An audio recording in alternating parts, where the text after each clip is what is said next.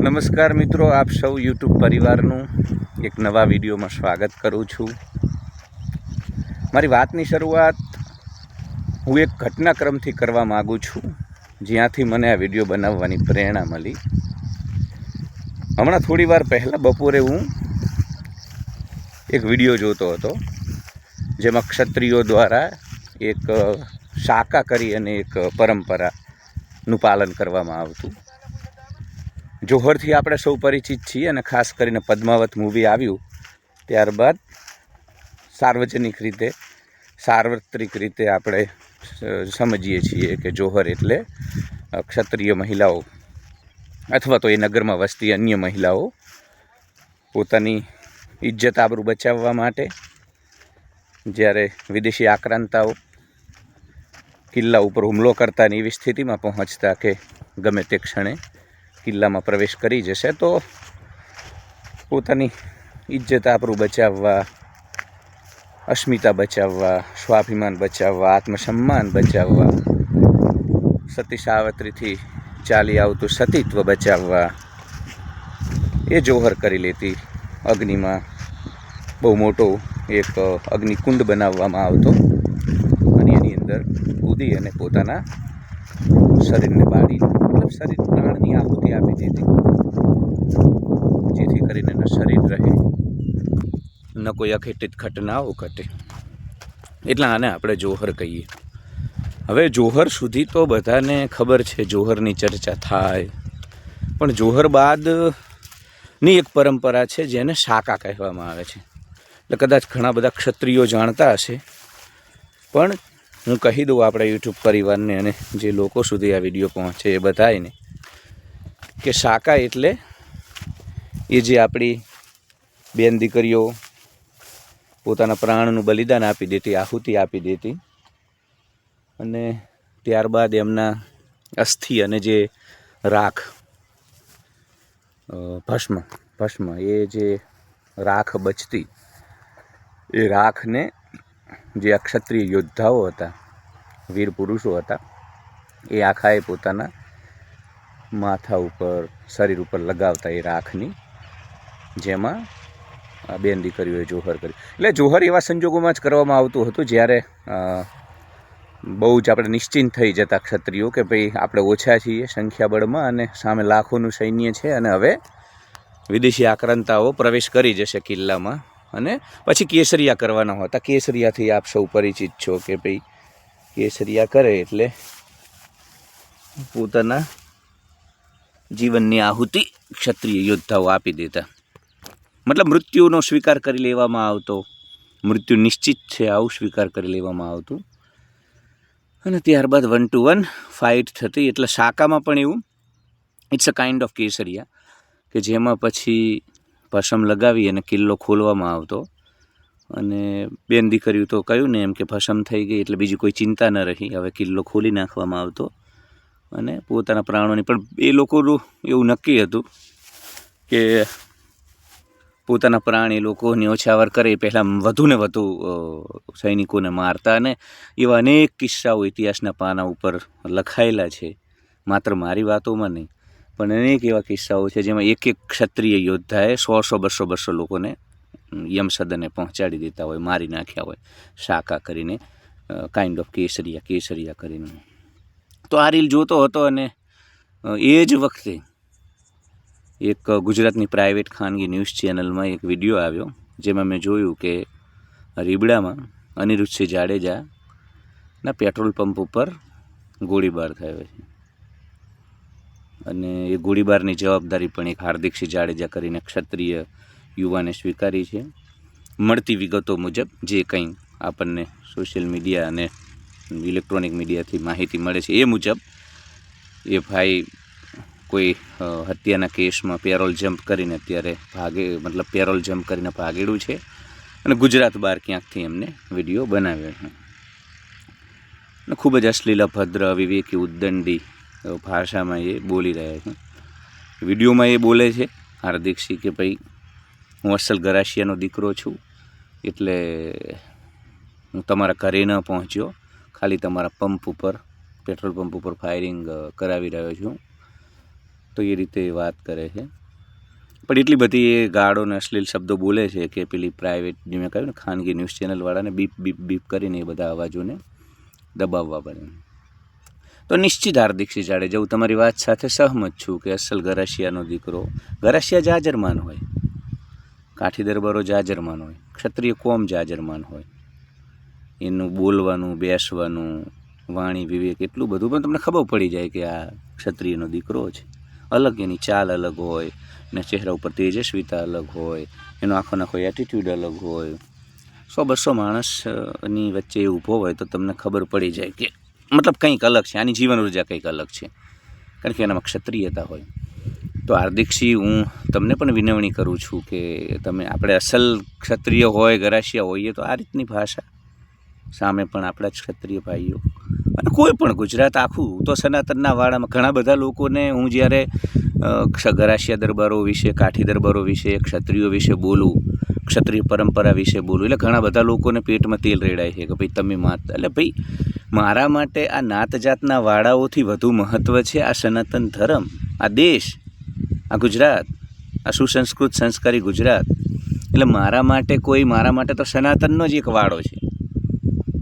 એટલે હું કંઈ કોઈને પાટીદાર ને, કોઈને ગરાસિયા ને, કોઈને કાઠી ને, કોઈને પ્રજાપતિ ને, કોઈને વણિક ને, કોઈને વાણિયા ને, માલધારી ને, આ રીતે જોતો જ નથી. પર્ટિક્યુલરલી હું ગરાસિયા દરબારો, કાઠી દરબારો, મેયર અથવા આહિરનો ઉલ્લેખ કરીને ઘણા બધા વિડીયો એટલા માટે બનાવું છું કે એમના બલિદાનો છે ભાઈ. છે ગુજરાતના ગામડે ગામડે જુઓ, સૌરાષ્ટ્રના જે પાળિયા, આમ 100 પાળિયાઓ, તો ભાઈ પાળિયાઓ કોના છે? ક્ષત્રિય લોકોના જ છે ને. તો એમાં શું કમ પેટમાં તેલ રેડાય છે? એ ભાવ તો રહેવાનો, એ પ્રેમ મારો એમના માટે રહેવાનો. અને ખબર નહીં આ ભારતમાં જ આ રોગ છે આપણાને કે ભાઈ આપણે આપણી માર્શલ કોમ્યુનિટીની, આપણી ક્ષત્રિય સત્તાની ક્યારે ઇજ્જત નથી કરતા. સૌથી વધુ જોક આપણે ક્ષત્રિયો ઉપર બનાવીએ, શીખો ઉપર બનાવીએ, જેમને જોહર કર્યા, જેમને શાકા કર્યા. એટલે કૃતજ્ઞ અને નિર્લજ્જ લોકો છીએ આપણે, કે જે લોકો આપણી રક્ષા કરતાં સદીઓ સુધી બલિદાનો આપ્યા, એ લોકો ઉપર જોક બનાવીએ આપણે. તો હું એવો પાપાચારી નથી. મને પ્રેમ છે કાઠી દરબારો માટે, ગરાસિયા દરબારો માટે, મેયર માટે, આહિર માટે, કારડેરાજ, બધા જ જેટલા પણ ક્ષત્રિય ફિરકા છે એ બધા જ ક્ષત્રિયો માટે મને પ્રેમ. મને આખા સનાતન ધર્મ માટે પ્રેમ છે, બધા જ સનાતનીઓ માટે છે. પણ એમાંય ક્ષત્રિય સત્તાએ જો બલિદાન આપ્યા હોય તો છે ભાઈ, સ્વીકાર કરું છું. મારે કે કુરડીમાં ગોળ ભાગવો છે? ન હું તો સેક્યુલર. ઘણા બધા લોકોને એ સમસ્યા પણ થાય છે કે ભાઈ એમના ગામમાં કદાચ કાઠી દરબાર હોય ને ગરાસિયા દરબાર હોય ને માથાકૂટો થઈ હોય તો એ તો સહજ છે ભાઈ, એ તો બે સગા ભાઈઓ વચ્ચે થાય છે. એક જ સમાજના લોકો વચ્ચે નથી મર્ડર થતા, નથી માથાકૂટો થતી. ત્યારે તમને આ વાત, અને હું જ્યારે ક્ષત્રિય સત્તાને એપ્રિશિએટ કરું અથવા તો એમની વાતો કરીએ આપણે બલિદાનો વિશે, અથવા તો આવનારા સમયમાં હજુ પણ આપણે કેમ ક્ષત્રિય સત્તાની જરૂર છે, તો તમને અહંકારનો પ્રશ્ન બને છે. તો ભાઈ પ્રશ્નો તો એક જ જ્ઞાતિના, જાતિના લોકો વચ્ચે પણ ઝઘડાઓ તો હોય જ છે ને. એટલે સામૂહિક રીતે આપણે બધાઈને આખા સમાજનો અસ્વીકાર કરીશું? અને ક્ષત્રિયો મોટા ભાઈ છે, સનાતનનો વાળો જે છે ને, એટલે તમારો મોટો ભાઈ તમને લાફો મારે, આપણો સનાતનીઓનો મોટો ભાઈ, આપણો ક્ષત્રિય ભાઈ, ક્ષત્રિય સત્તા એ આપણો મોટો ભાઈ, સમજજો, વિશાળ હૃદય સાથે આખી વાતને સમજજો. તો એ આપણને ક્યારેક એની અંદર વીરતા, ધીરતા, સ્વાભિમાન, સ્વામી ભાવ, યુદ્ધમાં ન ભાગવું, આ બધા ગુણો છે ક્ષત્રિયોના, જે શ્રીમદ ભગવદ્ ગીતામાં લખ્યા છે. તો એ ક્યારેક પછી એ થઈ જાય માથાકૂટો, હું સ્વીકાર કરું છું. પણ એનો મતલબ એવો નહીં કે આપણે આખી ક્ષત્રિય સત્તાનો વિરોધ કરવા લાગીએ, એમના ઉપર જોક બનાવવા લાગીએ. આખા કાઠી સમાજ કે ગરાસિયા સમાજ કે ક્ષત્રિય સમાજ કોઈ પણ એનો વિરોધ કરવા લાગીએ. એ બાલિશતા છે, અપરિપક્વતા છે. અને આ અપરિપક્વતા કરવાના કારણે આપણે સનાતનીઓએ ભોગવ્યું છે. ઇઝરાયલ પાસે શીખવા જેવું છે. ઇઝરાયલના નાનામાં નાના 15 વર્ષના છોકરાને, કિશોરને તમે પૂછો, છેલ્લા 3000 વર્ષમાં યહૂદી લોકો માટે બલિદાન આપેલા તમામ મહાપુરુષો, યોદ્ધાઓ માટે એમને રિસ્પેક્ટ છે. શું એમને ડખા નહીં થતા હોય વચ્ચો ભીતર એકબીજા સાથે યહૂદીઓને? તો થોડુંક વિશાળ હૃદય સાથે સમજવાની જરૂર છે કે ભાઈ કોઈ બે લોકો વચ્ચે ઝઘડો થાય એટલે આખી ક્ષત્રિય સત્તાને આપણે અને મેં કહ્યું ને એમ કે ભાઈ આપણો મોટો ભાઈ આપણને લાફો મારે, મારો મોટો ભાઈ મને મારે ક્યારેક લાફો, પણ મને કોઈને નહીં મારવા દે. એટલે ક્ષત્રિયો ક્યારેક ઠીક છે, તમે એક ગામમાં એક કસ્બામાં રહેતા હશો તો માથાકૂટ થાય, એ તો દરેક સમાજ વચ્ચે થાય છે, સગા ભાઈઓ વચ્ચે થાય છે. પણ તમારી ઉપર જ્યારે ખતરો આવે, લખી રાખજો, ભારત આવનારા 30 જે સ્થિતિ પશ્ચિમ બંગાળમાં છે, આસામમાં છે, આવનારા 30 વર્ષોમાં, 30 વર્ષ તો બહુ લાંબો સમય કહું છું, પણ 30 વર્ષ પકડો ને, ભારત ગૃહ યુદ્ધની સ્થિતિમાં જવાનો છે. ભારત ઉપર, સનાતન ધર્મ ઉપર, તમે અફઘાનિસ્તાન સુધી હતા, હિન્દુકુશની પર્વતમાળાઓ સુધી, તમે ઇન્ડોનેશિયા સુધી હતા, તમે આજે ક્યાં આવીને ઊભા રહ્યા? આ જ કર્યું છે આપણે, ભીતર ને ભીતર અહંકાર ઈગો લઈને ફરવાનું, અને સામૂહિક રીતે આપણે પોતપોતાના આખા આપણા અસ્તિત્વને ખતમ કરી દીધા, ભીતર ને ભીતર ઈગો લઈને. એટલે ક્ષત્રિયો વિશે જ્યારે બોલું તો એ હું સનાતનીઓ માટે બોલું છું, એને વ્યક્તિગત અહંકારનો પ્રશ્ન ન બનાવવો. એટલે મોટો ભાઈ આપણને મારે, પણ આપણી ઉપર જ્યારે બીજો કોઈ આપણને મારતો હોય તો મોટો ભાઈ આપણને માર ન ખાવા દે, એ આપણા વતી ઝઘડો કરે, આપણા વતી એ લડે. તો ક્ષત્રિયો એક ગામમાં હોય એ પ્રશ્ન બને, સ્વાભાવિક છે, સ્વીકારું છું. વ્યક્તિગત રીતે ઘણા લોકો ખોટા હોઈ શકે, પણ જ્યારે બહારી આક્રમણો થાય, જ્યારે સંસ્કૃતિ ઉપર આક્રમણો થાય, ત્યારે શ્રીમદ ભગવદ્ ગીતામાં કૃષ્ણ ભગવાને કીધું ને કે હે પાર્થ, તું વારંવાર ના પાડે છે ને, પણ તારી ભીતર રહેલી ક્ષત્રિય વૃત્તિ તને યુદ્ધ કરાવશે. એટલે અત્યારે હું ઘણી વખત જોઉં કે ક્ષત્રિયો જોકને લઈ અને ક્ષત્રિયોને જે રીતે ડિસરિસ્પેક્ટ કરવામાં આવે છે એ લઈને ઘણી વખત નારાજ હોય ને કહે કે હવે તો નથી લડવું, અમે આવા લોકો માટે લડીએ છીએ જેને કોઈ ઇજ્જત નથી, જેને કંઈ પડી નથી. તો હું કહું તમે ભલે કહો, પણ તમે લડશો, કારણ કે તમારી અંદર જે પિંડગત સંસ્કાર પદ્ધતિ છે ને એ તમને લડાવશે. તમે લડ્યા વિના, ગમે એટલું તમે અત્યારે કહો, પણ લડ્યા વિના રહી શકશો નહીં. એટલે ક્ષત્રિયો માટેના પ્રેમને અન્યથા ન જુઓ, આ પરિપક્વતા સાથે જુઓ. બીજું, કાઠી ને ગરાસિયા શબ્દો બોલું તો પછી ઘણી વખત બીજા જે ક્ષત્રિય ફિરકાના લોકો છે નીચે આવીને કોમેન્ટ લખવા માંડે, અમારું નામ ના લીધું ને અમારું. એટલે ભાઈ મોટું હું બોલું પ્રતિકના રૂપે, બધા ક્ષત્રિયોની વાત છે. એમાં આહીરો આવી ગયા, મેર આવી ગયા, કાઠી દરબારો, ગરાસિયા દરબારો અને બીજા ઘણા બધા આપણને ખબર છે કે જે ક્ષત્રિય ફિરકાઓ છે અલગ અલગ છૂટા પડેલા, એ બધાયની પ્રતિકના રૂપે આપણે એક કાઠીને ગરાસિયા એમ પ્રતિકના ભાવરી. એનો મતલબ એવો નથી કે માત્ર એ જ ક્ષત્રિય સમાજની કે એટલા ગોળની જ આપણે વાત કરીએ છીએ. તો મૂળ મુદ્દે પાછો ફરું. જાડેજા, ગોંડલ હંમેશા જાડેજા વાડ રહ્યું છે, રાજકોટની જેમ અને કચ્છની જેમ. અને ઘણા બધા લોકોને પણ આ નથી ગમતું જ્યારે હું બોલું, એટલે કે ભાઈ હવે તો લોકશાહી છે ને તમે જાડેજાના ગરાસ કહો છો ને તો ભાઈ જે હોય, લોકશાહી અને લોકતંત્ર અને દેશની રચના માટે તો દરબારોએ બધાએ આપી દીધા પોતાના રજવાડા. ક્યાં કોઈક જાડેજા દરબારે વિરોધ કર્યો કે અમે ભારતમાં નહીં ભળીએ? કૃષ્ણકુમાર સિંહજીએ 1 રૂપિયો શ્રીફળ લઈને આપી દીધું, ને પાસ સાથે બધાએ આપી દીધું, કાઠી દરબારોએ અને ગરાસિયા દરબારોએ.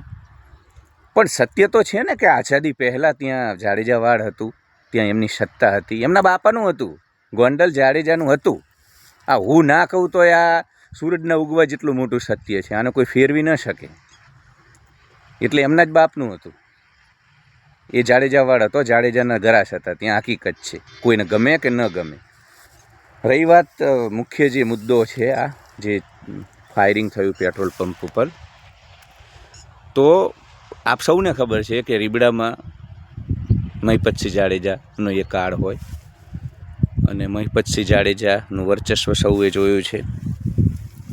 એક ગરાસિયા દરબારની અંદર હોય એવા તમામ ક્ષત્રિયતાના લક્ષણો. ઉંમર થઈ હતી તો પણ એમનો વટ આપણે બધાએ જોયો છે, ને એ બધું આખો ઇતિહાસ બધાને ખબર છે, બહુ ડીપમાં મારે નથી જવું.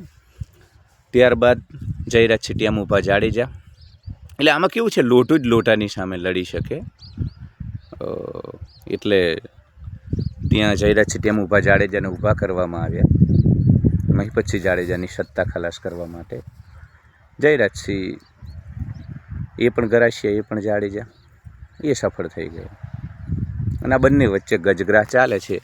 વિધાનસભાની ચૂંટણીથી લઈ છેલ્લે હમણાં અમિત ખૂંટને મતલબ આખો તમે વિધાનસભા ચૂંટણીનું કેમ્પેન ચાલુ થયું છેલ્લી વિધાનસભા ચૂંટણીથી લઈ અને સતત એવું નથી થયું કે 10 દિવસમાં મહિનામાં 1-2 વખત તો ગોંડલ ચર્ચાના કેન્દ્ર સ્થાને રહ્યું હોય અને આ બંને પરિવાર વચ્ચે કે અન્ય કોઈ પણ જે લોકો છે નેતાઓ છે, જિગીશા પટેલ હોય, બન્ની ગજેરા હોય, અલ્પેશ કથિરિયા હોય, આ બધું નિખિલ ડોંગા, આ બધા નામો આમ 10-15 નામ આ બાજુ દરબારોના ને પેલી બાજુ પાટીદારોના આ બધું ખૂબ ચર્ચામાં રહ્યું, આપણે સૌને ખબર છે. તો એમાં હવે હાર્દિકસિંહ જાડેજા એ પણ જાડેજા એટલે ત્રીજા એક જાડેજા ગરસિયા દર. અત્યાર સુધી 2 દરબારો હતા, 2 ગરસિયા દરબારો હતા, જાડેજા હતા, અનિરુદ્ધસિંહ જાડેજા વર્સિસ જયરાજસિંહ જાડેજા. અને અમિત ખૂંટ કેસમાં આપણે સૌને ખબર છે કે ભાઈ અનિરુદ્ધસિંહ જાડેજા અને રાજદીપસિંહ જાડેજા ફરાર છે અને એ આખો ઘટનાક્રમ આપણને ખબર છે. પેલી પીડિતાએ જયરાજસિંહ ઉપર આરોપ લગાવ્યા અને એ બધું આપણે જો કાયદાનું કામ કરે, ન્યાય પ્રણાલીનું કામ કરે અને એમાં નિશ્ચિત જે દોષી હોય એમને સજા મળવી જોઈએ. પણ હું તમને આખું એક ઓવરઓલ પિક્ચર આપી રહ્યો છું. એટલે ક્ષત્રિય સત્તા એક રહે, ક્ષત્રિય સત્તા મજબૂત રહે, આ રાષ્ટ્ર માટે હિતાવહ છે, આ રાજ્ય માટે હિતાવહ છે. સનાતનની બહુ મોટા વિવેકશીલ હૃદયથી મગજથી તમારે આ વિડીયો જોવો પડશે. સંકુચિત જ્ઞાતિ જાતિના વાડામાં પડેલા લોકો મારા વિડીયો નહીં પચાવી શકે, મને ખબર છે, પણ મોટા મને સનાતનની ચિંતા કરી, આખા રાષ્ટ્રની, આ રાજ્યની ચિંતા કરી તમે આ વિડીયોને સમજવાનો પ્રયાસ કરશો તો મારી ચિંતા તમને સમજાશે. કેમ કે યાદવા સ્થળી થઈ ને રૈવતક પર્વત, અત્યારનો ગિરનાર, નીચે જ યાદવા સ્થળી થઈ હતી, કૃષ્ણ ચિંતિત હતા. અને એ જે કૃષ્ણવંશી આ ક્ષત્રિયો રાજપૂતો છે, દરબારો છે, ગરસિયા દરબારો, જાડેજા.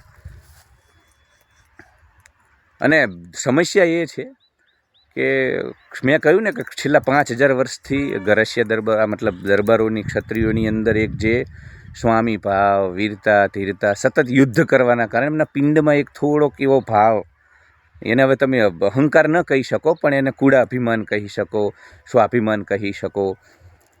તો એ પોતાની 100-200 વીઘા જમીન જાતી હોય તો જવા દે, પણ પોતાના આત્મસન્માન સાથે કોઈ ચેડા ન કરે. એ મૃત્યુ પસંદ કરે પણ આત્મસન્માનની રક્ષા કરે.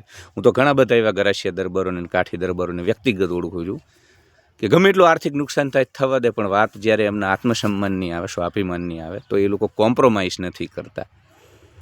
એટલે એ હંમેશા રહેવાનું.